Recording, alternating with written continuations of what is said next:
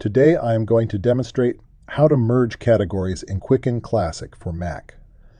Usually, you'll only choose to merge categories if one of them is redundant, or if you want to simplify the number of categories you need to choose from. The first step is to go to the Window menu and select Categories to open the category screen. If you like shortcuts, you can also use Shift-Command-C. The category window displays all your categories. You can add, delete, and edit categories from here. In this case, though, I'm looking to merge categories. I've chosen to merge the home phone category with the mobile phone category. I don't have a home phone, so I consider this category redundant.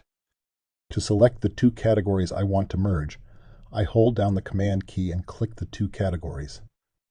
Note that merge isn't limited to two categories. You can merge 3 or more categories if you wish, but I'm just going to merge these two. To do that, I Control-click on one of the selected categories to bring up my options. From those options, I choose Merge Categories. This brings up the Merge Categories screen. It lists the categories I've selected, and under Into, I can choose which category will continue to display and which one will be merged.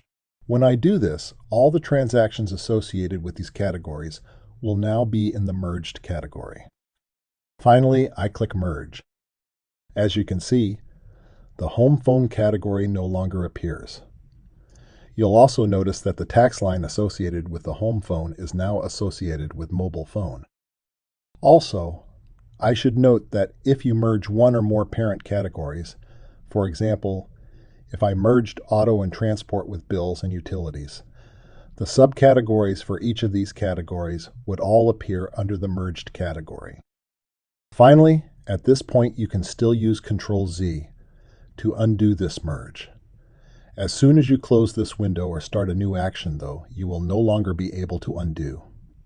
I'm just going to do that now to show you.